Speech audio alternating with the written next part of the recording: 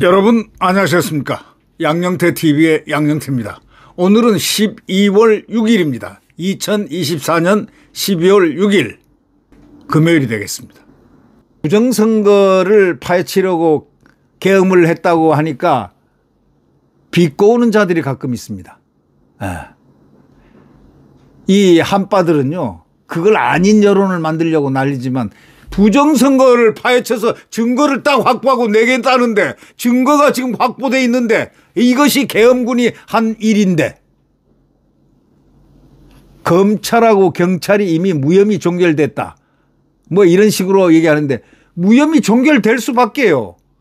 검찰에서 수사해서 압수수색을 하려고 영장을 내면은 기각입니다. 왜? 선관위원장이 바로 노태악입니다. 노태악이 누구냐? 법으로 선관위원장이 대법관이 하게 되어 있습니다. 이제 이해되셨죠? 그리고 판사들 중에 이제 우리가 이번엔 대법원장이 아주 훌륭한 대법원장이 됐습니다. 공정과 상식으로 소위 DK 여신상처럼 저울을 딱 평행을 잡고 있는 대법원장이 취임을 하셔서 지금 우리 사법부는 걱정이 없습니다만은, 그러나 잔재들이 남아 있습니다. 누구 잔재요? 김명수 잔재들. 우리법연구회, 국제인권법연구회 다 그런 건 아니죠. 이번에 한성진 판사 같은 경우는 말이죠, 국제인권법 회원인데도 불구하고 그분은 벌써 평이 나 있었어요. 저분은 그것과 이념과 달리 좌편향된 그런 클럽, 김명수가 만든 우리법연구회, 국제인권법연구회와는 달리, 그 사람들의 일반적인 사람들하고는 달리, 저 사람은, 한성진 판사는 재판을 굉장히 공정하게 해. 이 법률을 갖다가 굉장히 공정하게 다루고 있다. 그렇게 정평이 있는 인사다. 이렇게 돼 있었습니다. 그 방송 제가 그 결과 심판 나오기 전에, 선고 나오기 전에 여러 번 했어요. 그러나 김동연은 모른다. 김동연은 모른다. 김동연은 모른다. 왜? 판결, 이 재판 행태가 있었기 때문에 그 행태를 본 국민들은 그를 믿질 않았습니다. 의문을 표시했죠. 그랬더니 무죄를 냈습니다. 위증교사. 빼박 증거가 있는데도 위증교사. 그럼 그것뿐이 아니고 그 위증을 한 사람이 있어서 500만 원 벌금을 줘놓고 교사를 한 자 무죄를 줬다는 희한한 법리가 나왔습니다. 그래서 김동연 판사는 판사가 아니고 정치 판사다. 좌파 판사다. 운동권 판사다. 그래서 다 그 배경들이 다 나오고 있잖아요. 네. 그런 사람들을 만약에 걸려놓으면은 이 부정선거 파헤치려는데 영장이 기각되지, 영장이 기각 안 되겠습니까? 그러니까 영장이 안 되는 거예요. 수사를 못 한 거예요. 그러니까 무혐의 종결이죠. 이걸 가지고 뭣도 모르고 어디서 이 극좌파들 또는 신문들 언론이 기자들이 잘 알지도 못하고 말이야. 무혐의 종결한 걸 가지고 악용을 하려고 하면은 안 된다 이런 얘기야. 기사를 갖다가 그렇게 쓰면 안 된다 이거예요. 윤석열 대통령은 계엄령 3분 만에 방첩사 포함해 가지고 계엄군 선관위에 도착했습니다. 왜요? 국회는 1시간 정도 있다가 도착했죠. 한참 있다가, 그것도 인원수도 조금 200명 정도. 그 큰 경내를 갖다가, 국회라는 경내를. 여기는 선관위 빌딩입니다. 선관위 얼마 안 되는 거기에 많은 인원들이 계엄군이 도착했습니다. 선거 정보 관리하는 정보관리국 산하의 사무실에 진입을 했고, 그거는 확인했습니다. 김용현 국방장관은 CBS 노컷 뉴스 보도 이후에 많은 국민들이 부정선거의 의혹에 입장을 갖고 있다는 것 분명히 밝혔습니다. 근데 여기서 뭐냐면 이 어떤 일부 언론들, 이 극좌파 언론들 또는 거기에 부안해동하는 언론들은, 한동훈의 부안해동하고 이러는 언론들, 이재명의 부안해동하는 그런 언론들은 말이죠, 4월 10일 부정선거 의혹은 지난 8월 검찰하고 경찰에서 무혐의 종결됐지 않냐 이렇게 얘기하는데, 그 무혐의 종결된 게 압수수색이 안 되니까 기각이 되니까 수사를 못 하잖아요. 그건 증거가 있어야 되잖아요. 증거가 있어야 되잖아요. 부정선거. 이상하지 않아요? 사전선거만 하면은 그거 사전선거로 뒤집어지는 나라. 이게 이상하지 않아요? 사전선거가 하루인데 그다음에 이틀, 3일 막 늘립니다. 이틀로 늘려요. 이 선관위가요, 철옹성입니다. 그리고 압수수색 하려고 하거나 뭐 이 감사원에서 감사 좀 하자. 뭐 이렇게 권익위원회에서 감사를 좀 해야 된다. 뭐 등등 나가면요. 안 돼! 하고 딱 하는 게 바로 노태악 선관위입니다. 원래 선관위가 그래요. 근데 이번에 이거는 방법이 없는 거예요. 증거를 확보하려면 선관위를 압수수색해야 되는데 증거 확보할 근본이 없는 거예요. 여러분, 증거 확보 다 했습니다. 증거 확보 다 됐습니다. 소위 말해서 전산 조작 시스템을 완전히 확보했습니다. 이거는 대통령의 쾌거입니다. 부정선거는 3.15 부정선거 알죠? 부정선거 때문에 4.19 혁명이 난 거 아시죠? 진짜 혁명이 나려면은 바로 이 부정선거가 밝혀지는 날 이 부정선거를 했던 극좌파들을 전부 처단해야 됩니다. 거기에 연루됐던 자들 전부 수사를 해서 처단을 해야 되는 겁니다. 부정선거는 대한민국을 전복하는 겁니다. 국민의 뜻을 자유민주 국민들의 뜻을 완전히 엎어버리는 거죠. 부정선거. 어마어마한 대한민국의 국가 범죄 중에서 가장 큰 범죄가 바로 부정선거입니다. 이걸 서버를 이걸 전산 조작하는 것을 다 확보했습니다. 거기에는 치밀하게 전문 요원들 계엄군들이 다 들어갔습니다. 소위 전문 요원들, IT 전문 요원들. 이제 곧 이 부분이 발표가 되면은 아마 경천 동지할 것입니다. 대통령은 아직도 아무 말도 하지 않습니다. 왜 그럴까요? 저도 이해를 못하겠습니다. 지금까지 들려오는 종합적인 내용은 제가 어저께 발표를 했는데 제가 지득한 알고 있는 것을 거기에는 말이죠. 그것을 부정선거를 위해서 파헤치기 위해서 얼마나 많은 사람들이 노력을 했다는 것. 얼마나 많은 사람들이 피를 흘리고 땀을 흘리고 가슴을 치고 통곡을 하고 있었다는 것. 그런 분들이 진짜 애국자죠. 부정선거, 내 표가 도망가. 내 표가 소쿠리에 당겨서 가도 아무런 말도 못하는 대한민국. 증거가 없으니까 부정선거했다는 것. 근데 증거했다는 전산 조작했다는 바로 그것을 완전히 채집을 했습니다. 계엄군이 했습니다. 계엄군이 그것을 완전히 파악을 했습니다. 전산 조작한 것을. 증거를 딱 확보했습니다. 네. 한동훈 지금 고민이 많이 될 겁니다. 이재명 이 큰일 났구나. 난리들이 났을 겁니다. 어저께 제 방송 본 사람들 이 극좌파들은 우리 여기 방송에 극좌파들이 제일 많이 들어와요. 여기. 예. 극좌파들이 제일 많이 들어오는 방송이 양영태 박사 방송이라고 소문이 나 있다는 겁니다. 이 들어와서 이미 다 보고가 됐을 거 아니겠습니까? 뭐가 부정선거.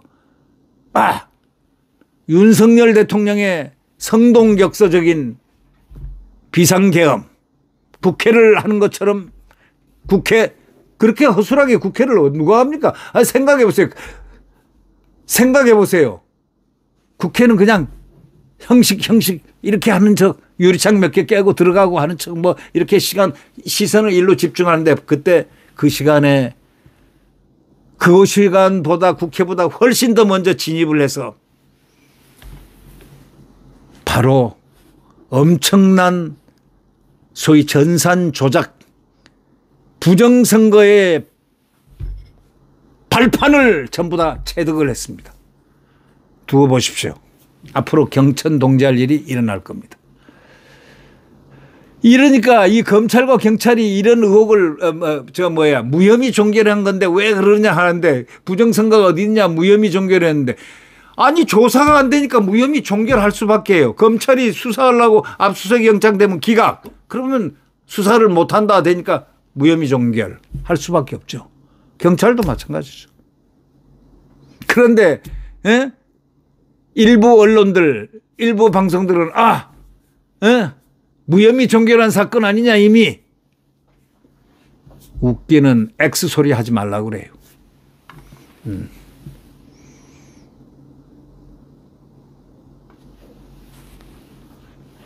지금 부정선거가 그러고 논란이 된 이유가 말이죠.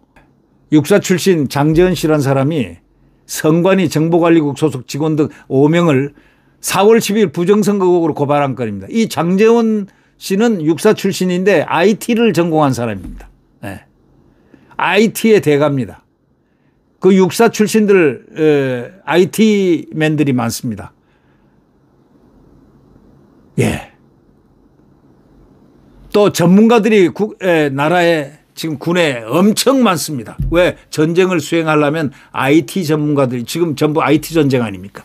드론이고 뭐고 전부 다 뭐 위성이고 모든 게 다 IT니까 거기에 도가 통한 사람들 통신 이번에 전 기술자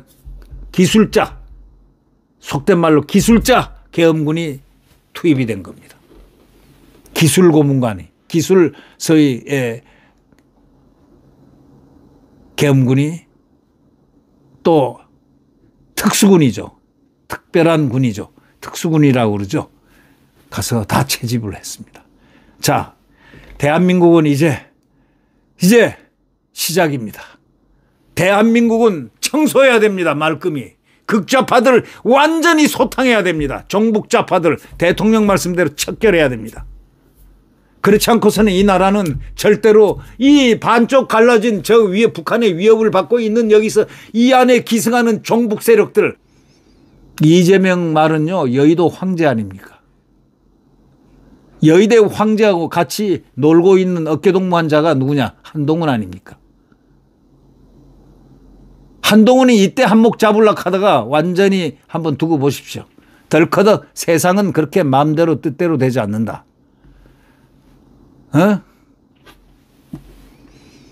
겁이 나서 생명은 살고 싶어서 국회로 도망치면서 의사당 안으로 들어갔다. 의사당 안에는 국회의원 아닌 사람들 못 들어가게 돼 있어요.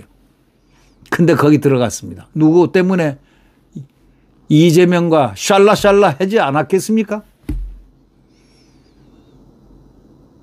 예. 그리고 인솔해가지고 저 인솔해가지고 왔습니다. 뭐 이런 식으로 얘기 안 했을까요? 상상해 봅니다. 이런 자가 대한민국의 여당 대표입니다. 집권여당 대표입니다. 대통령을 겁박하고 대통령한테 협박하고 하는 자. 그래가지고 쟁탈하려는 자. 이게 지금 대한민국이 어디다 대고서 한동훈이라는 자가 나서서 깝죽거려요. 용서하지 못합니다. 한동훈 탄핵 절대 대통령 못 시킵니다. 탄핵을 절대 시킬 수가 없다고. 시키는 날이 그의 제삿날이야. 시키는 날이 정치 제삿날이야. 정치 파국이야. 그는 끝난다. 그걸 너무 잘 알고 있어요. 그러니까 한다는 말이 자기가 특별히 봐줘서 대통령을 탄핵은 안 시킬 테니까 탈당해달라 하고 요구를 하는 겁니다. 웃기고 자빠졌네. 이렇게 얘기해야 됩니다. 그자가 웃기고 자빠진 친구입니다. 이 개엄하에서 대도 않은 대통령 탈당을 제일 먼저 주장했던 자가 바로 그자입니다. 이게 정신이 나간 자이면 이게 여당 대표라고 할 수 있습니까? 정말 제가 욕 한마디 안 하려고 굉장히 자제를 많이 합니다. 그래서 X란 말을 표현을 합니다. X 이런 XXX 뭐 이런 식으로 말이죠. 대한민국은 피를 흘리고 그리고 이렇게 이룩한 나라입니다.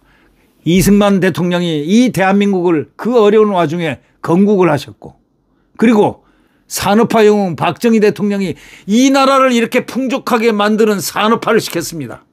이거를 또 대통령이 서거를 하신 지 정말 79년도 11.6 때 서거를 하셨지만 그건 대한민국의 슬픔이고 대한민국의 고통이었습니다. 그 진공상태 대통령이 산업화 영웅 거목이 가시고 난 다음에 그 빈 공간을 채울 그러자 그냥 삼김이 난리가 났죠. 삼김이 난리가 나서 후삼국 시대를 이뤄가지고 싸우고 받고 이제 마치 대한민국이 다 자기 것들인 양 난리를 치고 뭐 서울의 봄? 뭐 영화를 서울의 봄이 나왔던데 그 제가 안 보긴 안 봤지만 얘기를 딱 보니까 90%가 다 가짜들이야. 저는 현장에 그 근방에 있었기 때문에 잘 알아요. 소설을 이렇게 봤더니 다 가짜들이야. 90%가 다 편집이고 가짜들이야. 그걸 보라고 했던 자가 이원석이 아니야, 검찰. 같이 단체 관람했잖아.